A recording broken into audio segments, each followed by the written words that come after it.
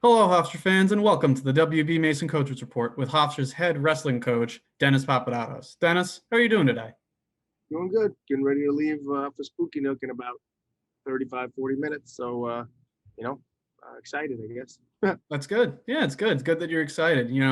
Kind of leading into that, it is the EIWA Championships. You guys haven't competed, unfortunately, since February 9th against Sacred Heart. So, what's the mood like in the team going into this? Obviously we had a shutdown. Thankfully no symptoms and no spread. And we've been back practicing about a week, which I would like to have the 2 weeks that we were supposed to have to practice, but we've been back practicing for a week. Everyone's weight's good. We're all cleared. We're all negative. We're all ready to go. The whole team's entered and everyone's going, unless barring anything crazy happening. But we, the guys are ready. This is our fourth. That was our fourth quarantine. So pause. So we're almost like numb to it and kind of used to it. And it was like, all right, we got to pause, figure this out. We got the IWA tournament. It's not going away. It's going to be the same time. Don't cry about it. Figure this out, and then let's get ready to go when we come back. I forgot whatever day we came back, the 19th or the 20th. I don't remember the day. It was Sunday. So, and we got back Sunday, and we've been having 5 groups a day practicing, so we can keep them potted, just in case someone was contact traced or anything like that. The whole team wouldn't be shut down, but thankfully, no one shut down. So, but we still potted everyone, and they got a lot of special attention in those 5 days of practice. It was you and one other guy, or you and at the most group of 4, and a lot of attention for the guys wrestling in the IWA tournament. So it probably was a good thing. Time consuming and overwhelming, but um, the other option, as we always say, is not competing. So I would do 10 practices a day. Wouldn't want it, but I would do 10 practices a day if you guaranteed me we were going to wrestle. So we're excited.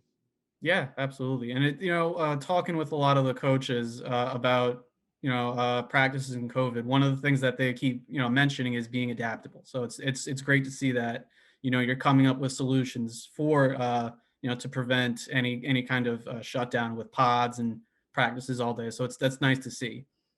It's this year's edition of the EIWA Championships. It's different. It's going to be a smaller field, only 10 schools, including Hofstra.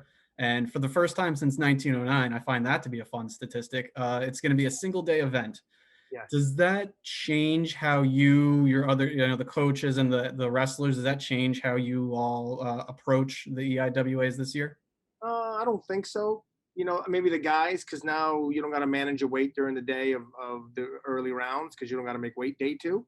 That's the only thing that's different.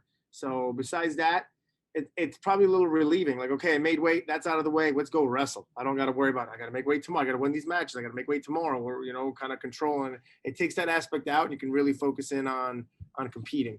At the national tournament, though, you got to make weight 3 days. So it would almost been nice to do it here because you get used to it. But it's definitely going to be different. It's definitely going to be different with everything going on. And the good news is it's also different that yes, with a smaller field, but this is the first time we're going to the IWAs with seven nationally ranked guys, and all 10 guys have a top 6 seed and have a first round bye. You know what I mean? That's unprecedented for us. So I guess it's different, and but for us it was going to be different because we finally feel we can compete at the level we want to compete at. Well, we'll find out. It's tough, man. There's no mush. Like I look at not the brackets aren't out, but I look at every seed. There's a lot of ways to, you're like, wow, the 10 seed is not someone you can sleep on. Like you got to worry about the 10 seed. So who's this last seed in the tournament. So you got to be ready to go every round. Every time you put the singlet on, you got to be ready to go. Yeah, absolutely. And you mentioned it, less amount of teams, less amount of wrestlers. That means that the quality is raised, like you said, from number 1 seed to number 10 seed. Every wrestler's getting their best. Yeah, no doubt. I mean, obviously we're missing Ivy League, and Ivy League's very good. Cornell was a top 2 team in the country this year. Princeton's in the top 10, so we're missing some of their huge. But for whatever reason, there's some of the teams that kind of finished towards the end, which we used to be one of them, are extremely improved this year. So they just got guys that can wrestle at every weight. So it should be an interesting dynamic.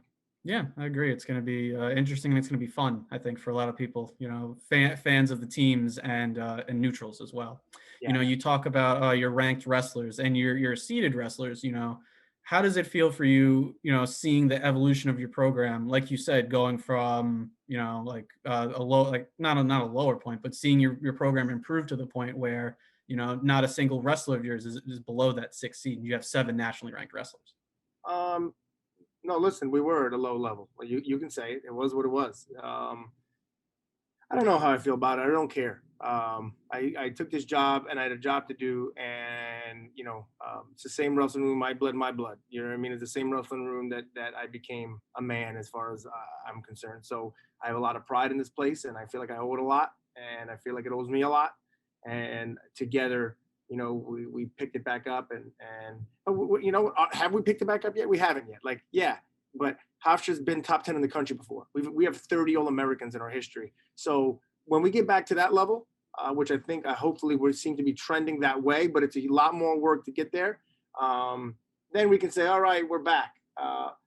We're greatly improved in the last 2 years. We're greatly improved. That we're probably 5 times better than we were 3 years ago. But I guess it feels nice. But I'm so caught up in the work. I guess I don't. I was never very good at enjoying highs. I was always better at critiquing my own lows. Then when highs come, they were always expected from me. Like, of course, I did this thing to try to win. I did this thing to get better. Of course. I probably got to do a better job of sitting back and appreciating. And I hope to after fingers crossed the NCAA tournament. I guess it feels nice, but I swear I haven't thought about it much. Because we got a job to do that is more important than the job we've done. So we're prepared for it. Yeah, I guess that's one way to look at it. You have more of a perspective on it from than anyone. You are a Hofstra wrestler. You've coached here. Now you're the head coach here, and I'm the same way. Like, I expect my successes, and I'm always super critical of my failures. So Yeah, we're sure. same page on that. So this Friday, from the Spooky Nook Sports Complex in Pennsylvania, will be the 117th EIWA Championships. You can follow all of this information and more on GoHofstra.com. For head coach Dennis Papadatos, I am Nick Capatos, and thank you for joining us for this week's WB Mason Coaches Report.